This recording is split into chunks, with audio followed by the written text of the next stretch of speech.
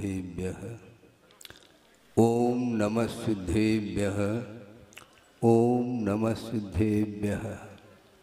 मंगलम भगवान वीरो मंगमोगणे मंगलम कुंद कुंदाद्यो जैन धर्मोस्तु मंगलम सर्वमंगल मांगल्यम सर्वकल्याणकारकम प्रधानम सर्वधर्माणां जैनम जयतु शासनम। अहिंसा परमो धर्म की महावीर भगवान की प्रातः स्मरणे परम पूजाचार्य गुरुवर श्री विद्यासागर जी मुनि महाराज की जय। आचार्य कुंद कुंद देव जिन्होंने अध्यात्म ग्रंथों की रचना की है और उन ग्रंथों में समय सार, प्रवचन सार, पंचास्तिकाय, अष्टपाउड ये मुख्य रूप से ग्रंथ हैं। द्वादशान प्रेक्षा भी एक ग्रंथ है। इन अध्यात्म ग्रंथों की रचना उन्होंने प्राकृत में निबद्ध किया है और उन ग्रंथों पर विभिन्न आचार्यों के माध्यम से टीकाएं लिखी गई हैं और उसमें अमृतचंद सूरी हुए हैं, उन्होंने भी टीका की है और भी उत्तरवर्ती आचार्यों ने टीकाएं की हैं। और अमृतचंद सूरी ने एक स्वतंत्र ग्रंथ भी उनका उपलब्ध होता है, कई हो सकते हैं। उसमें एक पुरुषार्थ सिद्धि उपाय नाम का ग्रंथ है। जैसे रत्नक्रंडक श्रावकाचार आचार्य समदभद्र स्वामी का है, उसी प्रकार श्रावकाचार का वर्णन करने वाला वह भी एक ग्रंथ स्वतंत्र रूप से है। उसमें मंगलाचरण उन्होंने किया है। उसको प्रासंगिक बनाते हुए जो भी विषय सामने आएगा वह देने का प्रयास हम करेंगे। तज्जयति परम ज्योति समम समस्तैरनंत पर्यायै दर्पण तल इव सकला प्रतिफलति पदार्थ मालिका यत्र यत्र ज्योतिषी। जिस केवल ज्ञान रूपी ज्योति में सकला पदार्थ मालिका प्रतिफलति समस्त अनंत पर्याय सार्धम समम वा। समस्त अनंत पर्यायों के साथ समस्त पदार्थ प्रतिफलित होते हैं, प्रतिबिंबित होते हैं। कहाँ पर? केवल ज्ञान रूपी ज्योति में प्रकाशित होते हैं। उस ज्योति के लिए उन्होंने वह ज्योति जयवंत रहे, ऐसा उन्होंने मंगलाचरण में भाव व्यक्त किए हैं। बहुत विचित्र परिणति है वह ये है कि जब तक मोह का अभाव नहीं होता तब तक छोटे छोटे पदार्थों से वह ज्ञान प्रभावित होता है और पर पदार्थ से प्रभावित होने वाला ज्ञान यद्यपि सम्यक दर्शन के सद्भाव होने के कारण वह सम्यक ज्ञान के रूप में आता है, किंतु समीचीन ज्ञान होने के उपरांत भी अध्यात्म की दृष्टि से अध्यात्मकार ये कहना चाहते हैं कि अविरत दशा में सम्यक दर्शन के साथ संबंध रखने वाला वह ज्ञान समीचीन ज्ञान, सम्यक ज्ञान माना जाता है, किंतु असंयम दशा में वह ज्ञान भी सम्यक ज्ञान होते हुए भी वह पर पदार्थ से प्रभावित होता है। और जब तक पर पदार्थ से प्रभावित वह ज्ञान हो रहा है तो वह ज्ञान मोह से प्रभावित है, ऐसा कहने में कोई भी आगम से बाधा नहीं आती। आप पदार्थ को जानते हैं? बोलिए। आप कहेंगे सब लोग, महाराज मैं जानता हूं। आप नहीं जानते, आप जान नहीं सकते, क्योंकि जानने का आशय यहाँ पर यह है कि इष्टानिष्ट की परिकल्पना नहीं करते हुए बिना किसी स्वामित्व भाव के पदार्थ को जो जाना जाता है वह वस्तुतः सम्यक ज्ञान की कोटि में आता है। यह अध्यात्म की दृष्टि में बहुत अच्छा प्रसंग आपके पुण्य के उदय से समझ लो, निमित्त से स्मरण में आ रहा है।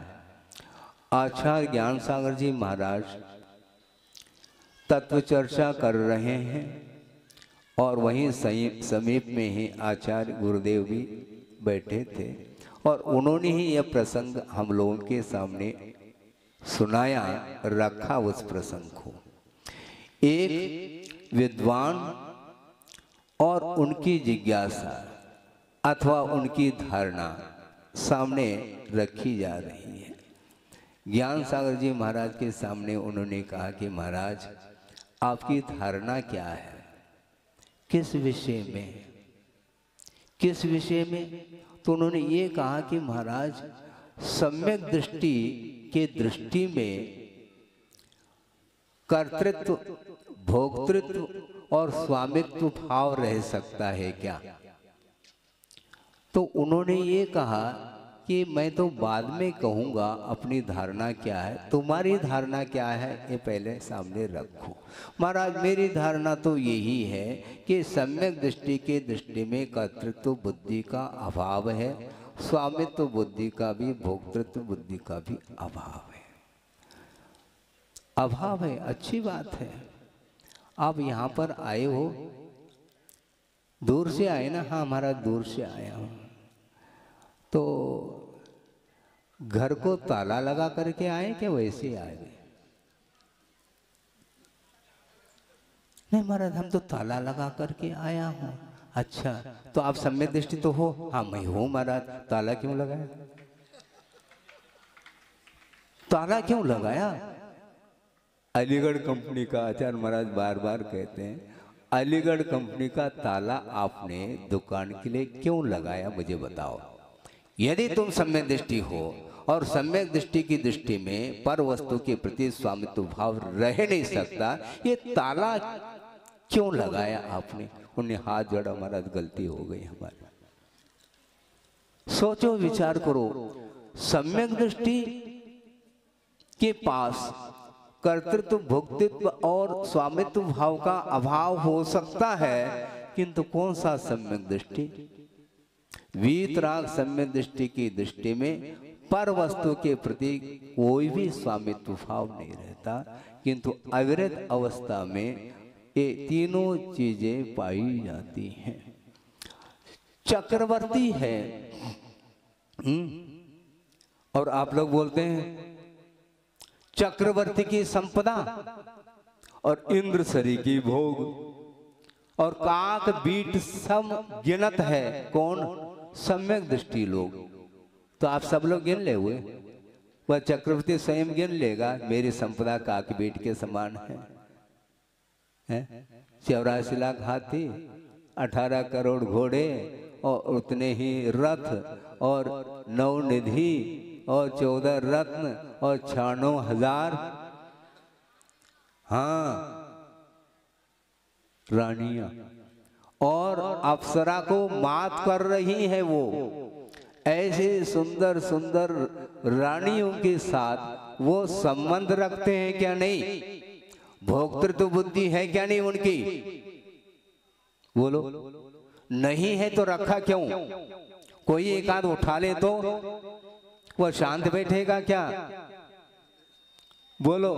और क्षायिक सम्यक दृष्टि है, अवधि ज्ञानी है और उसी भाव से मुक्त होने वाले हैं, ये सारे सारे उनकी विशेषताएं हैं। इसके बावजूद भी असंयम अपना प्रभाव डाले बिना रह नहीं सकता। इसमें कोई भी अपवाद नहीं है। उसी भाव से तीर्थंकर होने वाले हैं, किंतु अभी वो वृषभनाथ नहीं है, वृषभ सागर भी नहीं है, किंतु वृषभ कुमार है। और वृषभ कुमार है तो एक और नीलांजना, इस दृश्य को वो देख रहे हैं क्या? नहीं। क्या वीतराग भाव के साथ अवलोकन कर रहे हैं, देख रहे हैं क्या? नहीं देख रहे हैं। तो राग के साथ देखा जा रहा है, तो ये भोक्तृत्व बुद्धि सम्यक दृष्टि की हुई क्या नहीं हुई। इसलिए वीतरागता जब तक नहीं आती तब तक पर पदार्थ से वह ज्ञान प्रभावित होता है। इससे स्पष्ट है उनका वह ज्ञान मोह से प्रभावित है। इसलिए आप किसी वस्तु को देख नहीं पाएंगे, जान नहीं पाएंगे। जानते भी हैं किंतु इष्टानिष्ट की परिकल्पना किए बिना, स्वामित्व बुद्धि के बिना उस पदार्थ को आप जानते ही नहीं। एक प्रसंग और रख रहा हूं।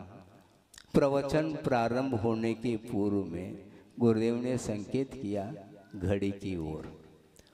एक सज्जन, उनकी दृष्टि गई और बहुत पीछे बैठे थे और बिल्कुल तत्काल वो आकर के घड़ी रख करके पुनः पीछे बैठ गए और 1 घंटे तक प्रवचन हुआ।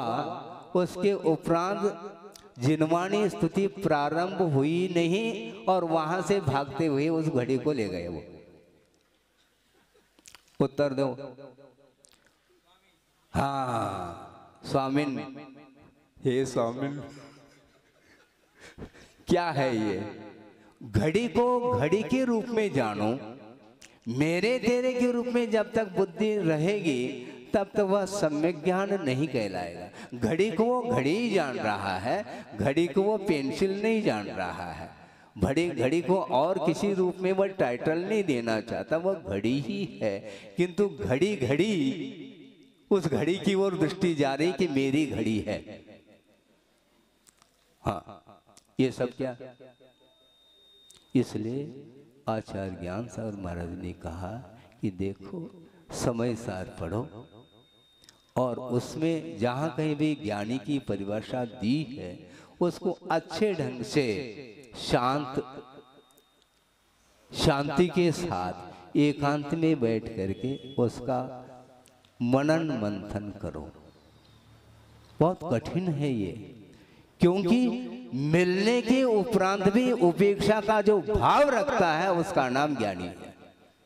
मुझे मिल जाए मिल जाए मिल जाए इस प्रकार की भावना रखने वाला वह सम्यक दृष्टि हो सकता है, किंतु उसका वह ज्ञान सम्यक ज्ञान हो करके भी अध्यात्म दृष्टि में जिसको सम्यक ज्ञान अथवा ज्ञानी संज्ञा दी जा रही है, वो उसके साथ उसकी कोई तुलना नहीं की जा सकती।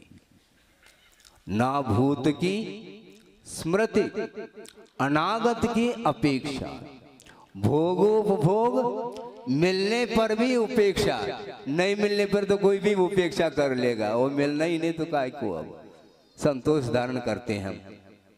अच्छा है? नहीं मिल रहे इसलिए संतोष, और मिल जाए तो वंस मोर, हाँ और मिल जाए और मिल जाए, ये भाव है भीतर। तो ऐसी स्थिति में ये इच्छा है क्या नहीं, और जिसके अंदर पर वस्तु के प्रति इच्छा जागृत हो रही है वह ज्ञानी नहीं हो सकता। भोगोपभोग मिलने पर भी उपेक्षा, ज्ञानी जिन्हें विषय तो विष देखते हैं, ज्ञानी वह है जिसके सामने विषय विष के रूप में प्रतीति में आ रहे हैं, वो ज्ञानी है। और आगे की पंक्ति, वैराग्य पाठ उनसे हम सीखते हैं। ज्ञानी से वैराग्य पाठ मिलता है, असंयमियों से वैराग्य पाठ नहीं मिलता, ये ध्यान रखो। असंयमियों से वैराग्य पाठ नहीं मिलता, वैराग्य पाठ ज्ञानियों से मिलता है। सम्यक दर्शन अलग वस्तु और उसके साथ संबंध रखने वाला सम्यक ज्ञान अलग वस्तु, किंतु संयम के साथ वीतराग सम्यक दर्शन के साथ संबंध रखने वाला जो ज्ञान है वही वस्तुतः केवल ज्ञान को उत्पन्न करने में समर्थभूत होता है।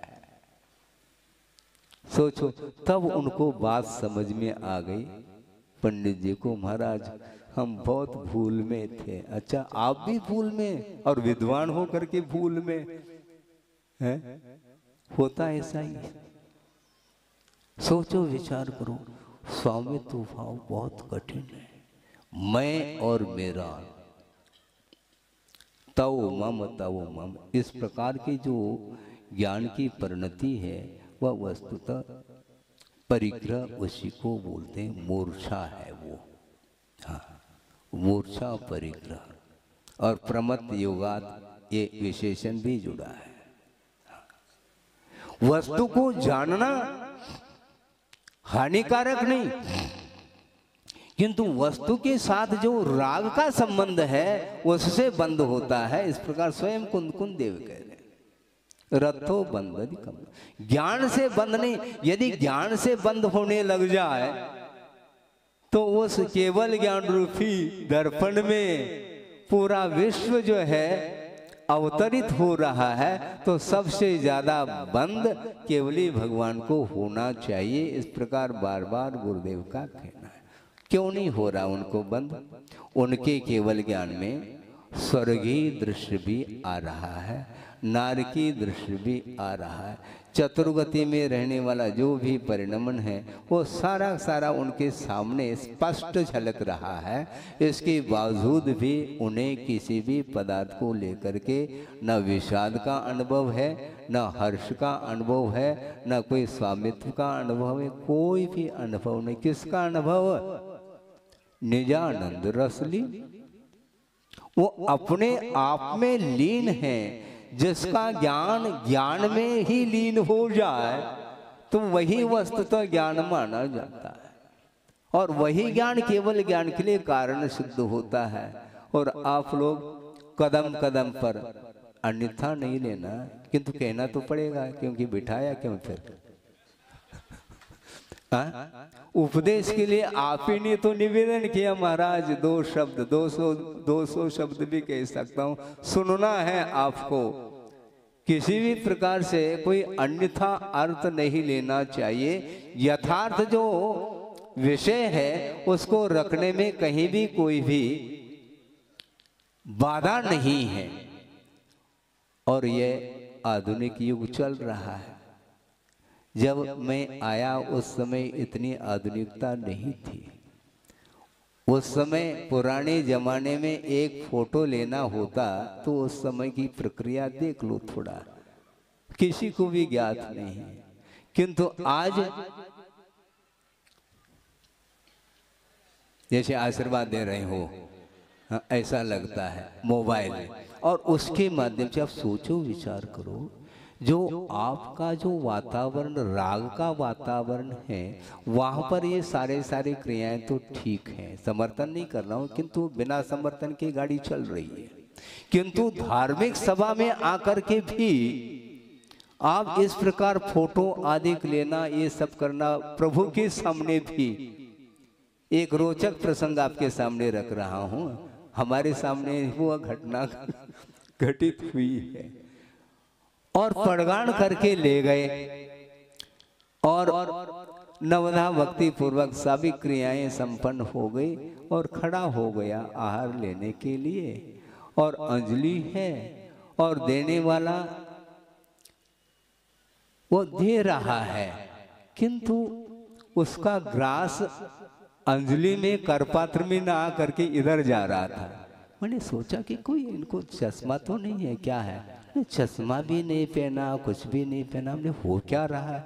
उधर देखा तो वहां पर फोटो, मतलब उधर दृष्टि है तो इधर जा रहा है हाथ।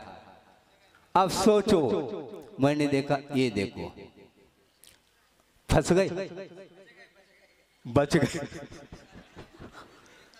यदि नीचे ग्रास गिर जाता है तो ओम शांति हो जाती, अंतराय हो जाता। इसको बोलते हैं कितनी आकुलता है। सारी धार्मिक क्रियाएं हम जो है पुण्य का, साथ से पुण्य का अर्जन भी करना चाहते हैं, और मनोयोग के साथ हम धार्मिक क्रियाओं को संपन्न नहीं करना चाहते हैं। आपको समझ में नहीं आ रहा? विषय समझ में आ रहा है कि नहीं? ऊपर तो नहीं जा रहा, भाषा समझ में आ रही?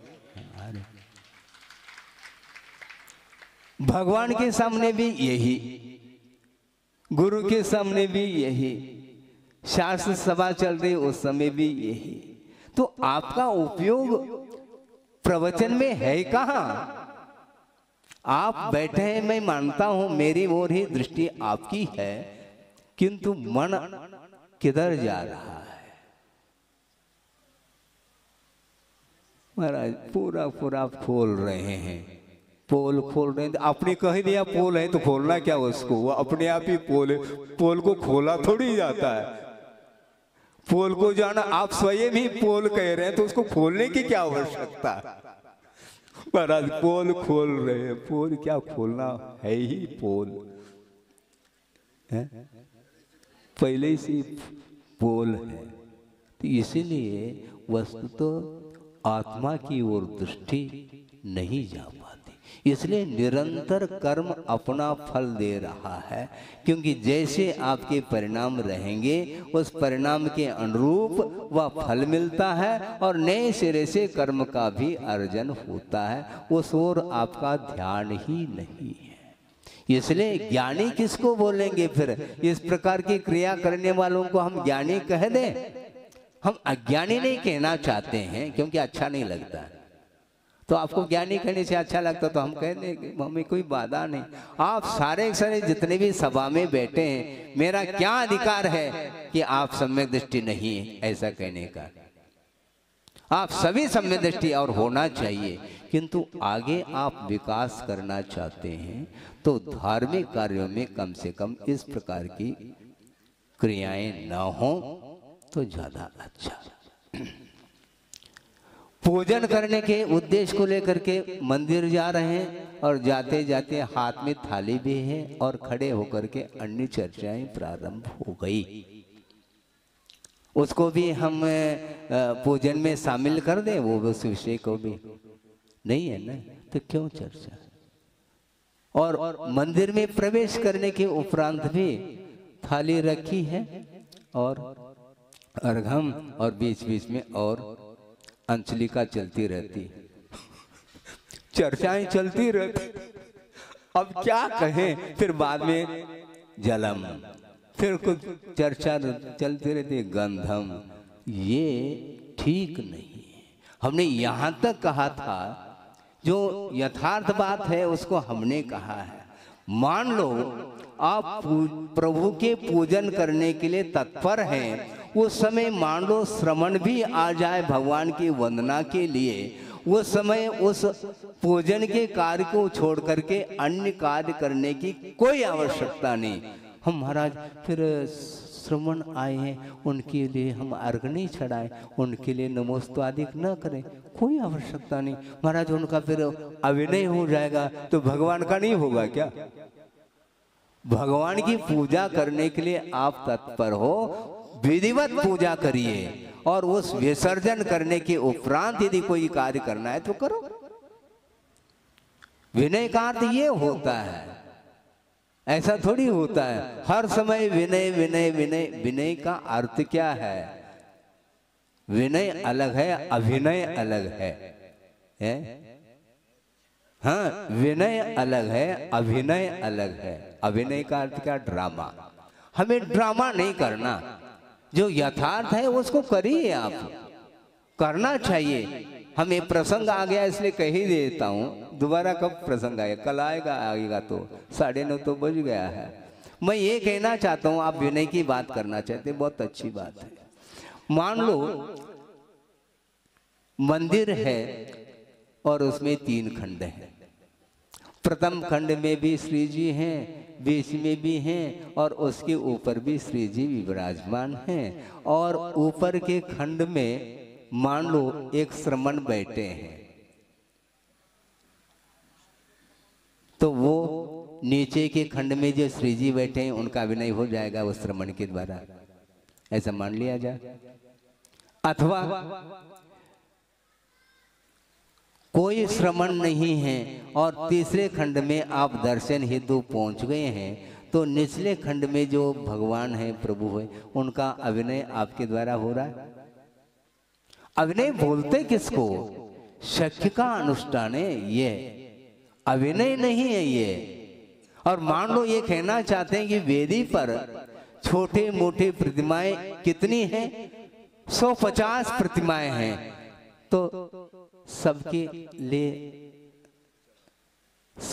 लिए अष्टमंगल द्रव्य से पूजन कायदे से तो करना चाहिए। एक मूल नाय की पूजा आपने कर ली और जितने भी भगवान हैं 150 और उनके लिए सामूहिक रूप से आपने वंदना कर ली। तो आपने कोई अभिनय किया है क्या? सबकी पूजा कर लो, सबका अभिषेक कर लो, सबके सामने कायसर कर लो, तो इतना समय हो तो कर लो। नहीं करते हैं तो इसमें अभिनय का भाव नहीं। तो उसी प्रकार मेरा ये कहना है, श्रवण भी आ जाए तो भी आप भगवान की पूजन करने के लिए बैठे हैं तो विधिवत पूजन करिए। प्रत्येक क्षेत्र में विधि को भूलना नहीं चाहिए। विधिवत करो, रुचिवत नहीं करो। क्या? अपने रुचि के अनुरूप नहीं, विधिवत करो। तो इसी प्रकार हाँ, विधिवत करिए आप। इसलिए धार्मिक क्रियाओं को संपन्न करने के लिए अपने को, परिणामों को पवित्र रखना चाहिए। अन्य कोई भी सांसारिक विकल्प उतने क्षण के लिए तो नहीं आना चाहिए। लेकिन ये होता नहीं। फोटो चल रहे हैं और भी बातें चल रही हैं, ये सब हो रहा है। इसलिए ज्ञानी किसको बोलते हैं, इसका विषय आपके सामने दिया है और बहुत सारा इसका विस्तार किया जा सकता है, समय पर करेंगे। समय आपका हो गया है, इतना ही पर्याप्त समझता हूँ। अहिंसा परमो धर्म की जय। बोधि समाधि परिणाम शुद्धि स्वात्मोपलब्धि शिव शोक शुद्धि चिंतामणिम चिंतित वस्तुदाने त्वामंद मानस्य ममा। परम पूज्य आचार्य गुरुवर श्री विद्यासागर जी महाराज की जय। पूज्य नवाचार्य